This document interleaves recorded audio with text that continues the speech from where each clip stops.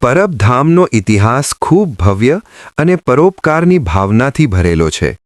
સૌરાષ્ટ્રની પાવન ધરા પર આવેલું આ ધામ સેવા, સિમરણ અને રોટલોના મંત્રને સાચા અર્થમાં સાર્થક કરે છે. પરબધામ જૂનાગઢ જિલ્લાના ભેસાણ તાલુકામાં આવેલું એક પ્રાચીન અને પવિત્ર તીર્થસ્થળ છે.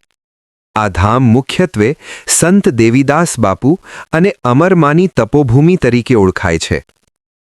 સ્થાપના આશરે 350થી 400 વર્ષ પહેલાં સંત દેવીદાસ બાપુએ અહીં આશ્રમની સ્થાપના કરી હતી.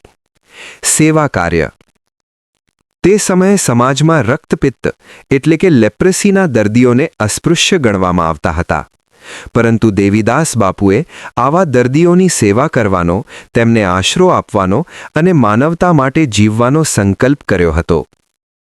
અમરમાનું સમર્પણ અમરમાં, જેમને મૂળ અમરબાઈ તરીકે ઓળખવામાં આવતા હતા, તેમણે પોતાનું આખું જીવન દેવીદાસ બાપુ સાથે રહીને દુઃખી અને પીડિત લોકોની સેવામાં સમર્પિત કરી દીધું હતું. તેમની આ નિસ્વાર્થ સેવા અને કરુણા ભાવને કારણે પરબધામ આજે પણ શ્રદ્ધા, સેવા અને માનવતાનું જીવંત પ્રતીક બનીને ઊભું છે.